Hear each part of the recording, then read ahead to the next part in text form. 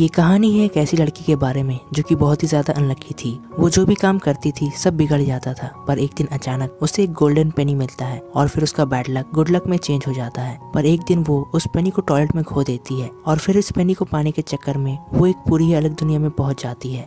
Movie के starting में हम सैम नाम की एक लड़की और हेजल नाम की एक बच्ची को देखते हैं।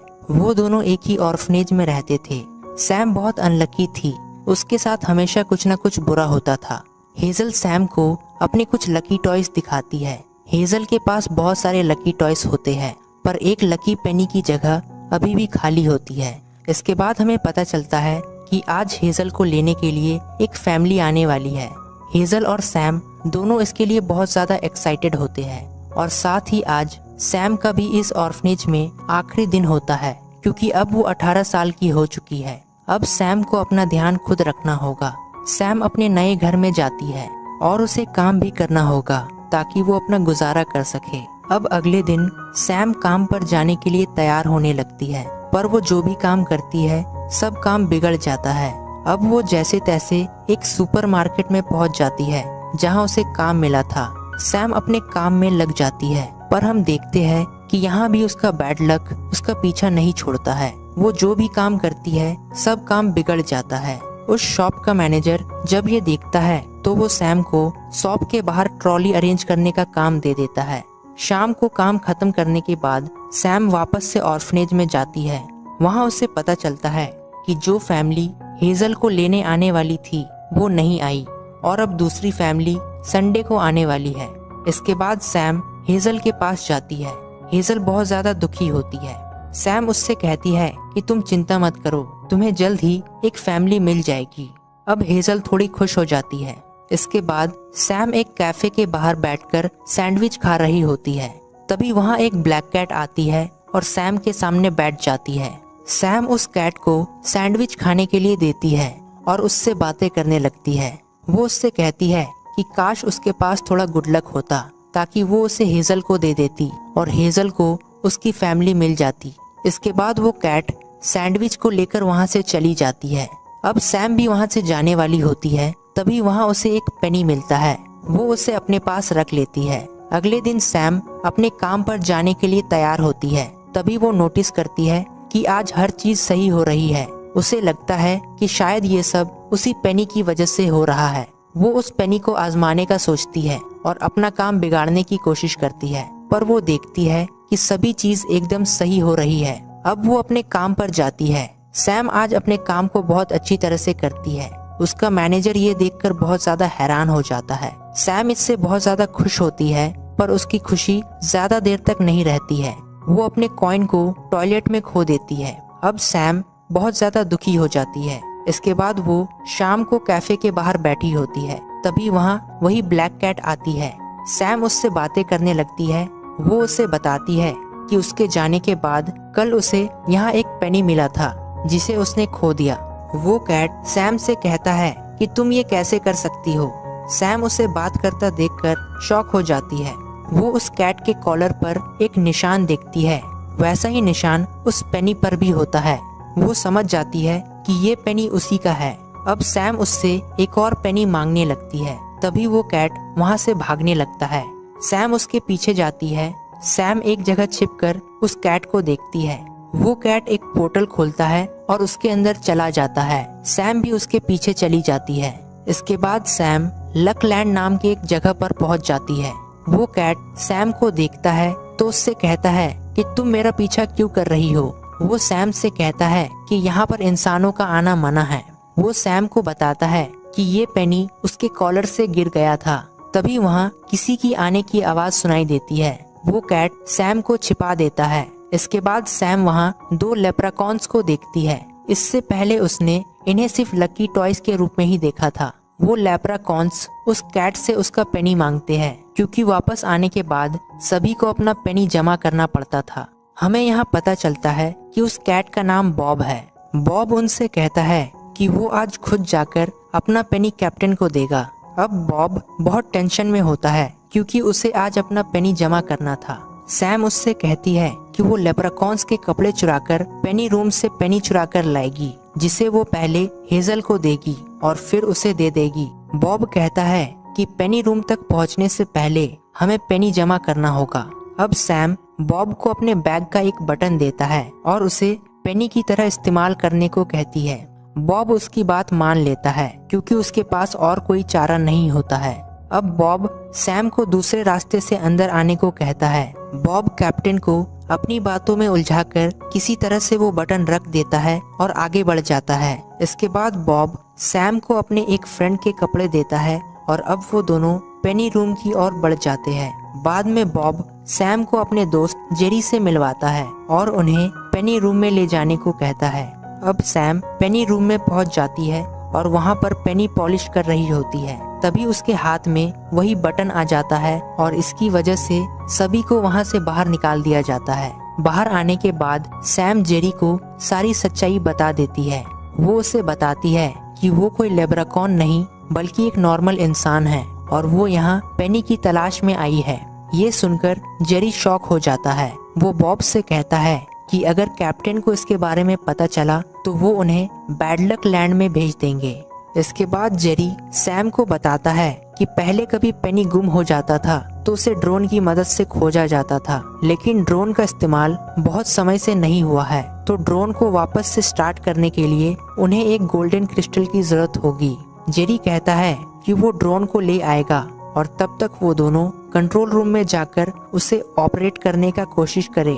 अब वो तीनों इस मिशन के लिए निकल जाते हैं। इसके बाद वो तीनों रिसर्च सेंटर में जाते हैं और फिर वो लोग वहां पर जाते हैं जहां पर क्रिस्टल्स को बनाया जाता था। तभी हम देखते हैं कि वहां पर एक ड्रैगन आ जाती है जो कि लक लैंड की हेड होती है। वो बैड लक को बड़ी ही आसानी से सूंघ लेती थी। अब पिगीज क्रिस्टल बनाते हैं और वहीं दूसरी ओर वो तीनों उसे चुराने का प्लान करते हैं और बॉब की मदद से वो लोग उस क्रिस्टल को चुरा लेते हैं। अब जेरी क्रिस्टल को लेकर ड्रोन के पास जाता है। इसके बाद बॉब सैम को रैंडमाइजर नाम की मशीन दिखाता है जिसमें क्रिस्टल्स को डाला जाता था और उन क्रिस्टल से गुड लक बनाया जाता था।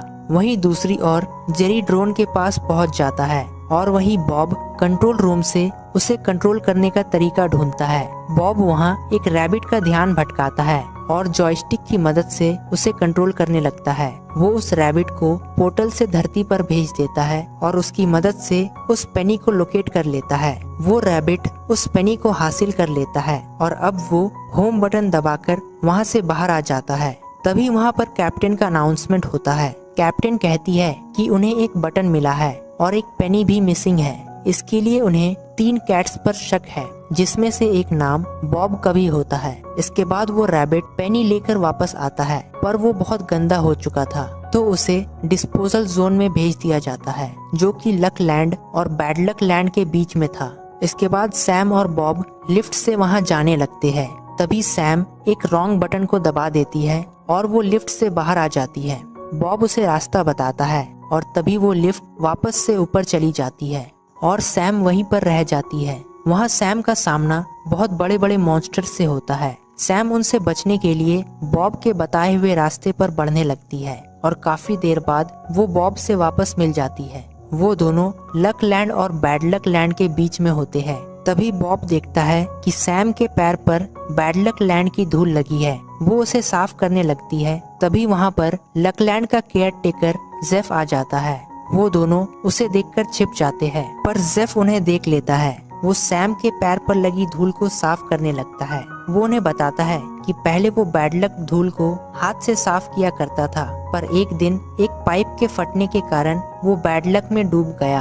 पर तभी उस ड्रैगन ने उसकी जान बचाई थी और तब से उसे उस ड्रैगन से प्यार हो गया। इसके बाद से वो उस ड्रैगन से कभी नहीं मिला। तभी हम देखते हैं कि वहाँ कचड़े के आने का अलार्म बजता है। वहीं बॉब पहले से ही कचड़े के ढेर में रैबिट को ढूंढ रहा होता है। तभी जेफ उसे बताता है कि आज सुबह उसे वही रैबिट मिला था जिसके पास पेनी था। वो बहुत गंदा हो गया था इसीलिए उसने उसे पेनी रूम में भेज दिया। इसके बाद सैम उस ड्रैगन से मिलने का सोचती है। अब वो उस ड्रैगन के ऑफिस में जाती है। सैम अपने साथ बैड लक का एक टुकड़ा ले जाती है। वो ड्रैगन उस बैड लक को सूंघ लेती है और रैबिट्स को बुलाती है। वो रैबिट सैम के पैर से वो बैड लक का टुकड़ा लेकर चले जाते हैं। इसके बाद वो ड्रैगन सैम को एक गुड लक पेनी देती है जिससे उसका गुड लक वापस आ जाएगा। अब सैम वहाँ से बाहर जाती है और वो देखती है कि कैप्टन बॉब को पकड़ लेती है क्योंकि उन्हें उस बटन पर बॉब के फिंगरप्रिंट्स मिले थे। अब सैम उन्हें रोकती है और वो बॉब को पेनी दे देती है। कैप्टन पेनी लेकर वहाँ से चली जाती है। इसके बाद सैम बॉब से कहती है कि उसके पास बैड लक को पूरी तरह से खत्म करने का एक धांसू प्लान है। वो दोनों जेफ से छिपकर रैंडमाइजर को बंद कर देते हैं जिसके कारण बैड लक का ट्रांसमिशन रुक जाता है। अब सैम वापस से धरती में जाने वाली होती है पर तभी उन्हें बैड लक धूल दिखाई देती है। वो दोनों रैंडमाइजर के पास जल्दी से आते हैं पर वो मशीन ओवरलोडिंग की वजह से फट जाती है और हर तरफ बैड लक फैल जाती है। अब वो ड्रैगन जल्दी से रैंडमाइजर के पास आती है। वो देखती है कि उनका लक स्टोन भी खत्म हो जाता है, साथ ही उनका लक लैंड भी टूट जाता है। इसके बाद सैम ड्रैगन से कहती है कि उसे अपने घर जाना है। तभी सभी को पता चलता है कि सैम एक इंसान है और इस सब का जिम्मेदार वो लोग उसे ठहराते हैं। इसके बाद सैम बैठकर रोने लगती है। तभी बॉब उससे कहता है कि तुम एक अच्छी इंसान हो जो सबकी मदद करना चाहती है। तभी सैम को याद आता है कि उसने बैड लक लैंड में कहीं पर गुड लक को देखा था।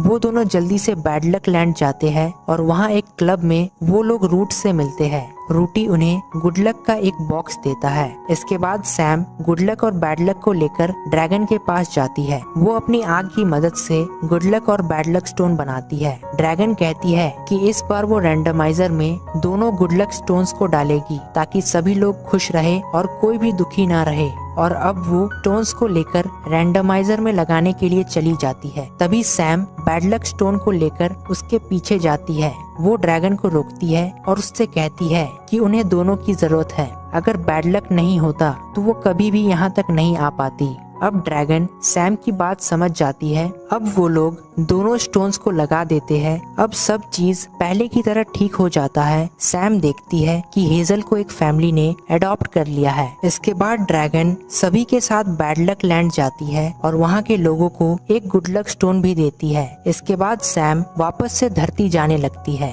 बॉब भी उसके साथ जाना चाहता था और अब वो दोनों धरती लौट जाते हैं। वहाँ जाकर वो लोग हेजल से मिलते हैं और अब वो दोनों हेजल के साथ ही रहने लगते हैं। और इसी के साथ ये मूवी यहीं पर खत्म हो जाती है। दोस्तों, अगर आप एनिमेशन मूवीज के शौकीन हैं तो हमारे चैनल को सब्सक्राइब करें और साथ ही बेल आइकन को भी दबा दें ताकि हमारे रीसेंट अपडेट्स आपको मिलती रहे। तो मिलते हैं अगले वीडियो में, तब तक के लिए गुड बाय।